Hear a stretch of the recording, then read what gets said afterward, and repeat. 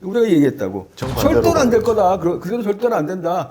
보험 재정만 거덜날 거다. 그렇죠. 어떻게 됐어 지금? 보험 재정만도 거덜났거든. 사회적 합의라고 말하는 그런 미명화에 있는 건정심은 사회적 합의가 아니라 의사들을 강제로 노예화시키고 있는 그러한 위원회예요 이게. 다 같은 공범들이라고.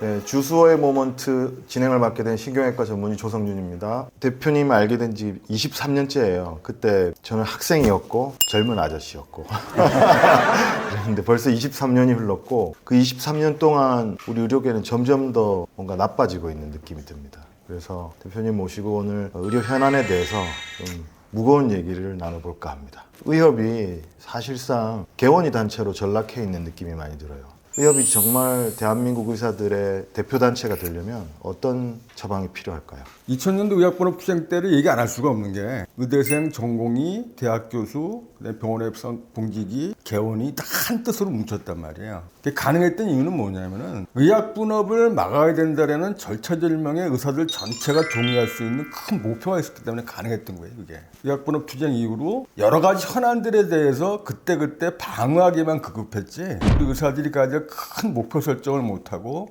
그런 큰 목표 설정하에 의사 전체가 할 수 있는 지향점을 우리가 설정을 못했기 때문에 그럴 수밖에 없다 이렇게 얘기를 하고 왜 개원이 단체인 것처럼 비칠 수밖에 없냐면은 개원이는 현재 대한민국에서 벌어지고 있는 모든 의료 정책에 대해서 최일선에서 그 어려움들을 직접 겪는 사람들이란 말이에요. 대학 교수라든지 봉직이라든지 전공의 선생님들은 제도가 바뀌었을 때 실제로 본인들이 직접 겪을 수가 없어요 이게. 개원이들은 제도가 바뀌면 제도가 바뀐 것 따라서 환자 진료하고 청구할 때부터 매번 문제점들을 본인들이 겪기 때문에 그래서 가장 불만이 많은 집단일 수밖에 없고 그래서 가장 목소리가 큰 거예요 그게. 그렇게 개원단체처럼 보일 수밖에 없었던 그 한계가 의사들이 가야 될 전체의 목표 설정을 못했다는 게 크게 하나가 있고 그 목표 설정을 못했던 거는 전체 의료 리더들의 잘못이라고 봐요 저는.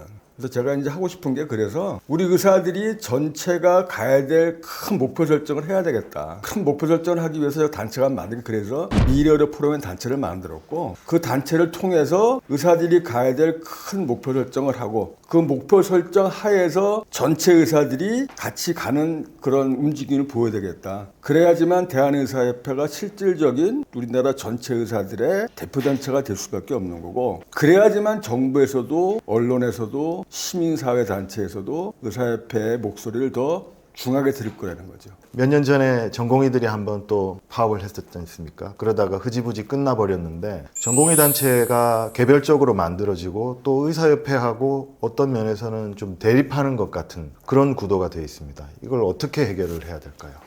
대한전공의협의회가 이제 생긴 게 제 기억에는 97년도일 거예요 아마. 그렇기 때문에 2000년도 의학분업 투쟁 때 대전협 3기 대전협이었는데 대전협의 한계가 분명히 있어요. 대전협은 왜? 첫 번째 전공의라는 기간이 3년이나 4년으로 짧기 때문에 대전협 활동할 수 있는 기간이 짧고 의료계 전체의 상황을 조망을 하고 미래 과거를 다 같이 보면서 어떤 그 정책을 세워내거나 뭔가 하기에 좀 부족한 부분들이 있었어요. 네. 그러다 보니까 현실과 맞지 않는 이상적인 어떠한 그 행동을 한 부분도 분명히 있었어요.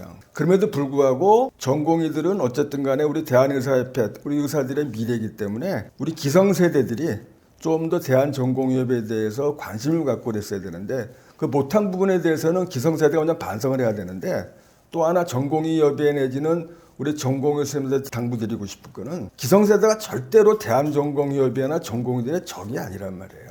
그렇죠.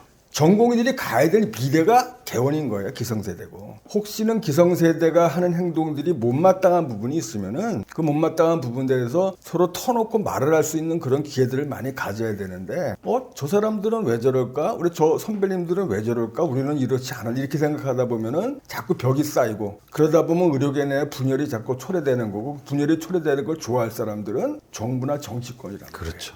그래서 기성세대가 먼저 노력해야 되겠지만 전공의들도 기성세대를 이해하기 위해서 같이 노력을 해야 되는 게 맞다고 봐요 저는. 그러면 대한병원협회, 병협과는 어떤 관계를 유지해야 될까요? 대한병원협회는 병원 경영자 모임이에요. 그러니까 쉽게 말해서 전경련 같은데요. 그렇기 때문에 병원협회 회원은 의사 아닌 사람들도 있어요. 우리나라는 지금 뭐가 잘못되어 있는 게 병협이 마치 병원 내 근무하는 모든 근로자들의 대표단체인 것처럼 병협이 본인들이 그렇게 포장을 하고 외부에서 그렇게 받아들이고 있단 말이에요. 그래서 그걸 우리가 정체성을 확실히 밝혀줘야 되는데 병원 경영자들이 그거를 본인들이 정체성을 부정한다 그러면은 그 정체성을 알려주기 위해서 노력을 해야 된다는 거죠. 저희. 그래서 그 일환이 뭐냐면 그래서 병원 내에 근무하고 있는 전공의들이든지 교수도 있을 거고 병원 내에 근무하는 봉직이들을 이 사람은 다 의사협회 회원이니까 이 회원들의 조직화를 의사협회에서 해줘야 되는 저는 그렇게 생각을 해요. 이 조직화된 조직이 병원 경영자를 향해서 얘기를 하는데 그 얘기가 다른 게 아니라 현재 우리가 이렇게 열악한 처우를 받는 거는 근본적으로 수가가 잘못돼 있고 근본적으로 제도가 잘못돼 있는 거니까 원장님 당신도 앞으로는 정부를 상대로 정치권한테 현안에 집중하지 말고 근본적인 문제를 해결하기 위해서는 이렇게 된다는 식으로 원론적인 상대를 해라. 이런 식으로 밑에 압박할 필요가 있다는 거예요. 방금 질문하고 또 어떻게 보면은 연관되는 이야기일 수도 있는데요. 의료계를 대표한다고 나서는 단체들이 워낙 많다 보니까 정부와의 협상 과정이나 정책 결정 과정에서 어떤 상황에서는 의협이 마치 패싱당하고 있는 것처럼 소외당하고 있는 것처럼 느껴질 때가 있습니다. 어떻게 해결해야 될까요? 2000년도 의학번호 투쟁 때 정부나 정치권에서 깜짝 놀랐어 실제로. 왜냐하면 그렇게 의사들이 뭉쳐서 정부를 상대로 크게 싸울 줄 몰랐던 거예요. 다 지잘난 맛에 사는 사람들이 의사이기 때문에 이 모래 같은 집단이 과연 뭉쳐서 정부를 상대로 크게 싸울 수 있을 것이라고 전혀 기대를 한 게 아니라 예상을 못했어. 당시 복지부에서. 그렇죠. 그래서 의학분업 투쟁 이후에 의사협회를 더 견제하는 거예요. 더 견제하는 이유가 의사협회가 힘을 갖는 것이 의사협회가 회원들에 대한 리더십을 갖게 되면은 정부가 어려워지니까 자꾸 쪼개는 거예요. 자꾸 쪼개고 그러니까 쉽게 말해가지고 이 사람도 만나고 저 사람도 이렇게 만나면서 의협을 자꾸 패싱하려고 그러는데 말 그대로 의사협회는 의사들은 뭉치면 살고 흩어지면 죽는 거예요 이게. 대표적인 이야기 같습니다. 우리끼리 뭉쳐도 될까 말까 한데 우리끼리 흩어져서 싸우고 있단 말이에요 지금. 그럼 정부는 너무너무 좋아하는 거거든. 내가 의료계 리더가 된다 그러면은 나는 크게 두 가지 선언할 거예요. 그래서 저는 선언할 게 먼저 의료계 대표단체 의료계 각 단체의 장들을 다 소집을 해서 앞으로는 의사협회를 패싱해서 절대로 정치권이나 정부를 만나지 말아라. 얘기를 할 거야, 이제는. 얘기를 할 거고, 정부에도 얘기를 할 거야. 앞으로 의사협회를 패싱해가지고 산하단체 만나 용납하지 않겠다. 막 그런 일이 벌어지게 되면은 앞으로 당신네들이랑 우리가 도저히 같이 갈 수 없다. 이거 선언을 하고, 이 선언한 걸 공식적으로 공개를 할 거예요, 저는. 제일 중요한 포인트 같습니다. 이렇게 해야지만 의료계 내에서도 눈치를 봐서 못 그럴 거란 말이야. 그러니까 창구가 단일화가 돼야지만 힘이 세지는 거예요. 핵폭탄을 갖는 게 중요한 거지 터트리는 게 중요한 건 아니란 말이에요, 이게. 그 의사협회가 갖고 있는 핵폭탄은 뭐냐? 난 리더십이라고 보는 거예요. 의사협회가 한 목소리를 낼 수 있는 단체라고만 외부에 알려줄 수 있다 그러면은 절대로 외부에서 의사협회를 우습게 볼 수 없다. 의사협회의 가장 약점이 의사들이 너무 똑똑하다는 것이고 어떻게 보면 그게 제일 강점인데 그런 걸 하나로 묶어낼 수 있는 리더십이 중요한 시기인 것 같습니다. 언론 얘기를 좀 해보고 싶은데요. 언젠가부터 언론에서 의사협회는 돈만 밝히는 집단 그리고 그 돈만 밝히는 집단의 선두에 있는 우두머리가 의사협회 회장인 것처럼 이렇게 막 몰아가고 있는 면이 있거든요. 얼마 전에 기사 이런 게 나왔었어요. 의사들이 변호사에 비해서 연소득이 3배 이상 많다. 그래서 개원이들 얘기해. 그래서 의사들이 1년 소득이 2억 6,900만이라고 나왔어. 그리고 뭐라고 설명을 했냐면은 이 소득이라는 것은 번 돈에서 경비다 제외하고 세금을 내기 전 소득이라고 나왔어 이게. 내가 찾아봤더니 현재 우리나라 세법상 연간 소득이 3억 미만인 사람들이 38%의 소득세를 내요 우리나라. 그럼 2억 6,900만 원에 세후 수입이 얼마냐? 곱하기 62 하면은 1억 6천 몇백만 원이라고 이게. 1억 6천 몇백만 원을 10불로 나누면은 월 수입이 1,400만 원 정도인 거예요. 쉽게 말해서 집에 갖고 가는 돈이. 그럼 보자고. 여기까지 6년 내지 8년 다니고 인턴 1년 하고 레전트 4년 하고 펠로우 2년 하고 그리고 개업하기 위해서는 또 다른 병원에서 봉직하고 40세 빨라야 40세가 돼야 개업을 하는 거야. 이 개업할 때 돈 없으면은 담보대출하고 그다음에 영혼까지 끌어가지고 신용대출해가지고 많게는 10몇억씩 내고 뭐 적게는 몇 억씩 내가지고 제 얘기하시네요. 그렇게 개업을 했는데 한 달에 집에 갖고 온 돈 1,400만 원 이게 많은 거예요 그게? 절대로 많은 게 아니라고. 우선 그 문제를 짚고 두 번째, 이제는 의사도 변호사도 숫자가 많아졌기 때문에 의사, 변호사, 이중 변호사가 많아요. 그 중에서 변호사 그만두고 의사 하는 사람 한 명도 없어. 그렇죠. 수입이 3배나 되는데 그 변호사들이 다 의사하지 왜 변호사 하겠냐고. 이 얘기를 왜 하느냐? 우리나라 언론이 문제가 많은 거예요. 내가 처음에 이제 의료계 일을 시작을 할 때 공보의사 대변인을 시작을 했기 때문에 나는 잘 알아 이 내가. 그러니까 의사들의 실제 목소리를 안 실어줘 언론에서. 의사들만 깨는. 왜? 국민들이 의사들을 막 비난하고 의사들을 욕하면 좋아하거든 언론에서 그러면은. 그렇죠.